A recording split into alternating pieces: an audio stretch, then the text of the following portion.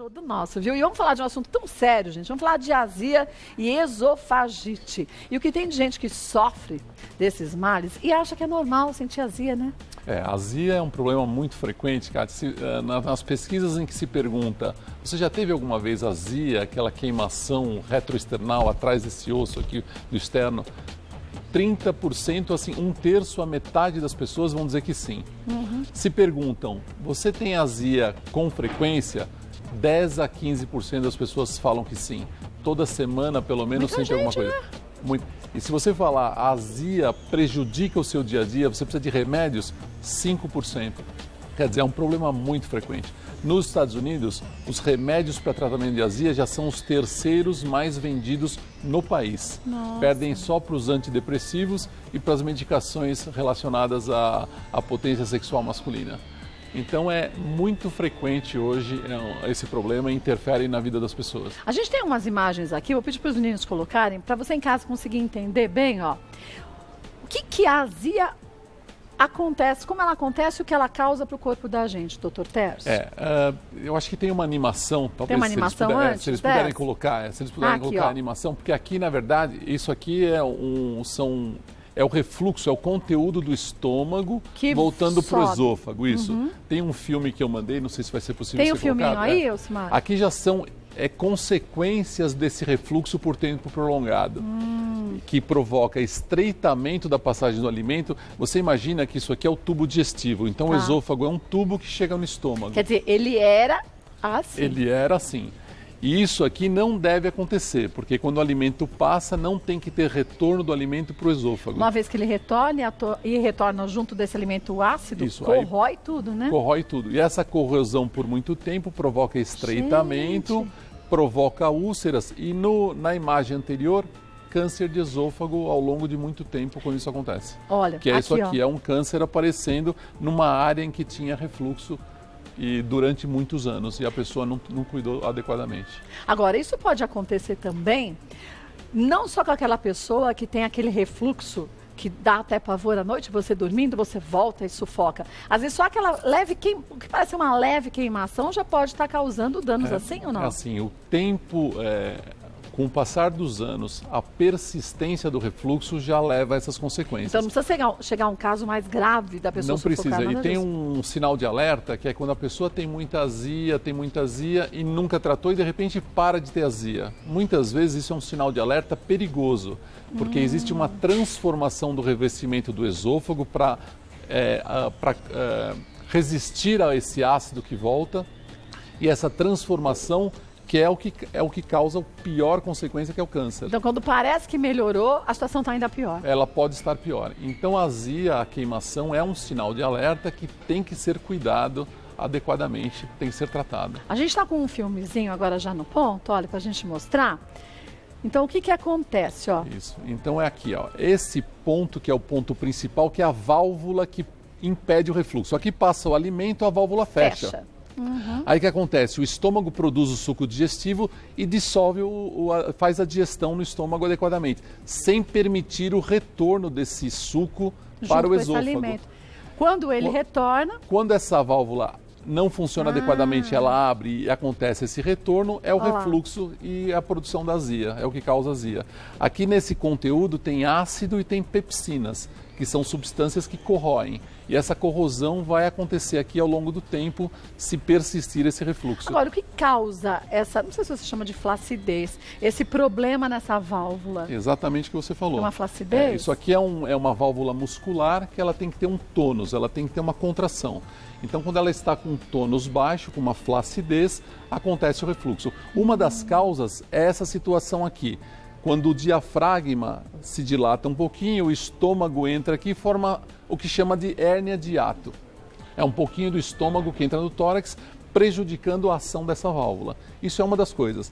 Mas tem outras coisas. A cafeína faz isso. Ah, também? Pessoas que tomam muito café relaxam essa válvula. A bebida alcoólica faz isso. O chocolate faz isso. O alimento gorduroso também faz isso. Então, agora imagine a união desses alimentos todos, então. É o que muitas vezes acontece. O cigarro faz isso. Todos eles tornam a tonicidade dessa válvula menor e permitem, então, um refluxo do conteúdo do estômago para o esôfago. Olha, gente, é sério demais, não dá para brincar não. A gente mostrou aqui algumas consequências, alguns problemas, mas esses problemas também podem ser muito maiores, como a gente viu ali o câncer, né? Exatamente. Um deles. Vamos aos nossos mitos e verdades. Você pode mandar suas perguntas também, doutor Tércio já vai responder, ó. Não existe ligação entre azia e esofagite. O que é esofagite? Então, a esofagite é a inflamação do esôfago. Tá. É quando aquele suco gástrico sobe e inflama um órgão não preparado para receber esse ácido, porque falhou aquela válvula. Tá. Então, a esofagite é a lesão do esôfago e o sintoma é a azia. Então, existe uma ligação entre os dois. Portanto, essa não existência é um mito, né? Porque, na verdade, existe ligação. Vamos ver mais uma? A azia pode causar uma dor no peito tão intensa que chega a ser confundida com a dor do infarto. Muitas pessoas que fazem cateterismo para investigar problemas coronarianos, problemas cardíacos, o fazem pelo refluxo.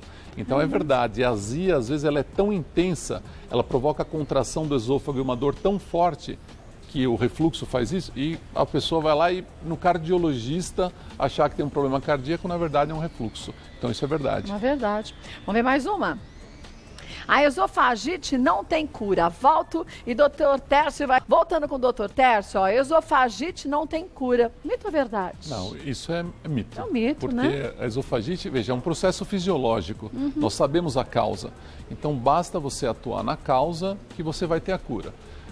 Hoje, a gente sabe que 60% da população está com peso acima do peso ideal. Então, a obesidade é um problema sério.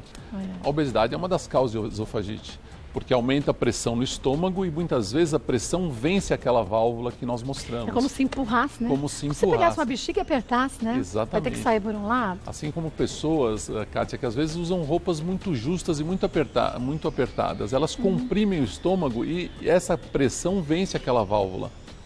Então, o que a gente tem que orientar é atividades físicas para melhorar, para reduzir a obesidade e diminuir a pressão.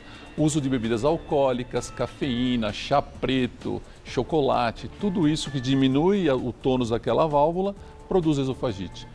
E caso essas medidas não sejam suficientes, nós entramos com medicações para bloquear o ácido. Existe uma situação interessante, os médicos costumam contraindicar os cítricos, entre eles o limão. E aí existe uma grande discussão, tem pessoas que recomendam limão para tratar. Porque dizem que o limão é ácido, mas quando entra em contato com o corpo da gente, ele fica alcalino? Isso, na verdade Será que é verdade? O estômago tem 7,5% de conteúdo cítrico no seu suco. E ele, quando chega numa área do estômago chamado antro, ele inibe, por ser ácido, ele inibe a produção de gastrina, que é um hormônio que estimula de uma forma muito potente a secreção de ácido no estômago. E esse ácido é muito mais forte do que o ácido do limão. Então, na verdade, ele inibe a produção de ácido no estômago. O que existe de fisiológico em relação aos cítricos? Quando a pessoa tem a lesão, quando ela tem a úlcera, quando ela tem esofagite ou quando ela tem a gastrite, ela deve evitar o cítrico. É como se tivesse machucado e a gente apertasse um limão, né? Exatamente, porque vai machucar o que já está ferido. Agora, quando ela não tem isso, quando ela tem o sintoma, mas a endoscopia mostra que não tem nenhuma lesão, ela pode usar como inibidor da produção de ácido pelo estômago. Então ele pode ser um aliado quando não se tem a lesão, né? Pode ser um aliado, mas isso tem que ser investigado, tem que ser muito bem conversado e não se fazer simplesmente o uso sem saber nem o que está acontecendo, né? Agora é bom lembrar, gente, que a automedicação nunca, né? Mesmo que parece ser um remedinho simples, ser remédio não é simples. É verdade. Não é verdade? E como eu falei para você, é a terceira medicação mais prescrita nos Estados Unidos, são esses bloqueadores de ácido, que ao longo dos anos, Kátia, inibem a absorção de cálcio, de magnésio, podem provocar osteoporose, podem provocar alguns tipos de tumores no estômago. Então não se deve tomar simplesmente uma medicação, eu me sinto bem com ela e se toma indefinidamente. A medicação deve ter um começo, um meio e um fim. Determinado pelo médico. Determinado pelo médico de preferência. A gente tem aqui algumas dúvidas, vamos ver a primeira delas, de quem é, da Neide. Toda vez que janto e logo depois me deito, sinto uma forte dor no peito ao respirar e tenho a sensação de que minha garganta está fechada, mas depois passa. Pode ser só azia ou esofagite? Esofagite é mais grave do que a azia? Na verdade, a azia é um sintoma da esofagite. E o que ela está fazendo não se deve fazer. Jantar e deitar, né? Jantar e deitar, tá aí. Então ela provoca um refluxo, porque ela enche o estômago e deita logo em seguida. Ela tira um dos fatores protetores que é a gravidade, né? A força da gravidade. Então não deve fazer isso e pode ser sim azia ou esofagite, porque essa dor no peito, nós já falamos, é um dos sintomas da esofagite. Agora o problema, como o Dr. Tércio já disse, né, Neide?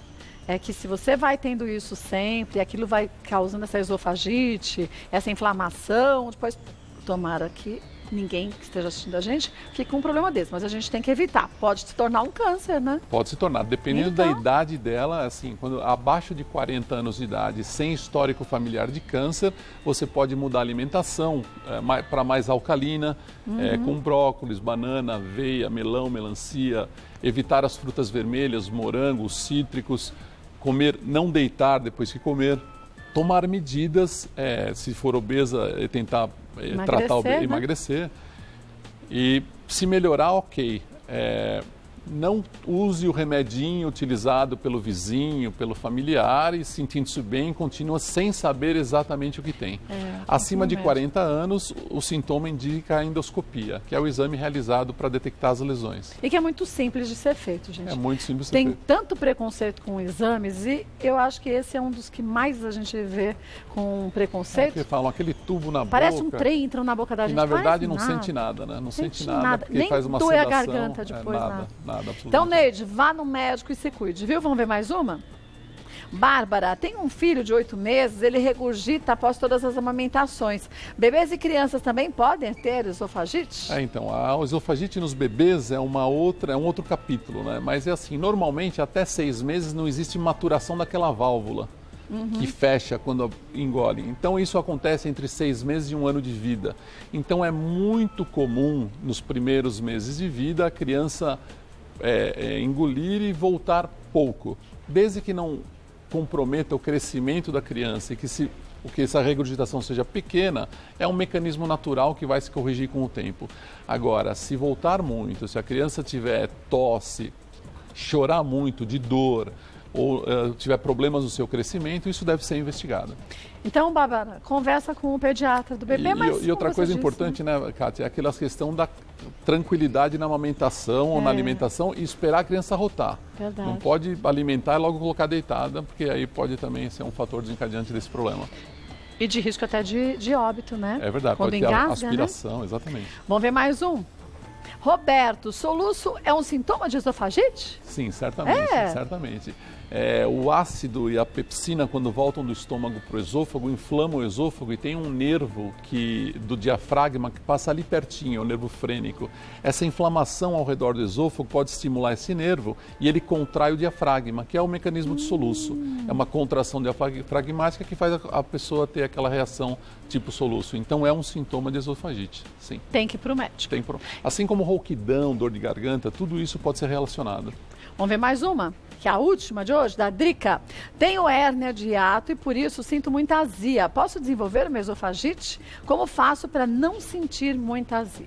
Então, a hérnia de hiato é aquele mecanismo que nós temos... Aquela válvulazinha? Quando o estômago progride para dentro do tórax. Então, prejudica a ação daquela válvula anti-refluxo que nós temos naturalmente no nosso corpo, entre o esôfago e o estômago. Então, se ela tem a hérnia de hiato e se ela tem a azia, muito provavelmente ela tem esofagite.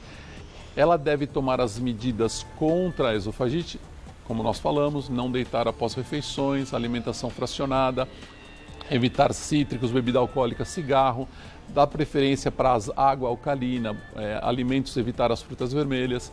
Se nada disso melhorar e ela tiver, ou se ela tiver mais de 40 anos, tem que fazer uma endoscopia para ver o grau de esofagite que ela tem. Toma medicação, se melhorar vai muito bem, se não melhorar tem que pensar até em cirurgia. Agora, gente, a gente não pode esquecer que infelizmente a gente está vivendo uma sociedade que 90% das pessoas comem alimentos extremamente gordurosos. Então, carboidratos que fermentam depois com açúcar, com gordura, quer dizer, aquilo vira uma bomba dentro do estômago, né? Os carboidratos e a gordura, porque a gordura, ela retarda muito o tempo de esvaziamento do estômago. Quando você come gordura, o alimento fica no estômago mais tempo. Demora para ser digerido, né? Demora para esvaziar. Então, se o estômago fica cheio, a chance de você ter refluxo é bem maior. Então, a supressão, a eliminação do alimento gorduroso também faz parte do tratamento, muito bem lembrado. Agora, gente, gente, siga a recomendação do seu médico. Porque aqui a gente fala de uma forma generalizada, globalizada, mas o médico que te atende, ele vai saber o seu caso com individualidade. A gente pode ter a mesma doença, nós três, eu, doutor Tércio e você. Para mim, a indicação uma, para você outra, doutor Tércio e outra diferente. Então, siga a orientação do seu médico, não sentiu melhoras, volte lá, tire suas dúvidas, não tenha vergonha de fazer isso não, né? É verdade, perfeito sua colocação, e lembrar que 90% das vezes a azia, ela se trata com recomendações, com orientações simples, e mudanças de hábito, sem necessidade do uso contínuo de medicações. Então isso é muito importante, por isso é importante individualizar o tratamento. Verdade. Olha, eu vou passar para vocês os contatos do Dr. Tércio Genzini, que é cirurgião do aparelho digestivo, o site www.epato.com.br, tem muitas informações lá, como cuidar da sua saúde, alguns sintomas, vão te dar aí um sinal de alerta para você correr ao médico. Tem um e-mail também, posso passar? Pode. tgenzini@epato.com.br, os telefones também pode? Tem o ponto, t.genzini. Pode passar o telefone? Pode passar. 0 operador Anjo, vai que não é para passar, né? 3798-9133 e 3798-0373. Querendo sugerir algum tema para a gente? Fique à vontade. Doutor Tércio retorne e a gente esclarece aí para você. Obrigada mais uma vez. Obrigado. Ótimo retorno, viu? Ótimo.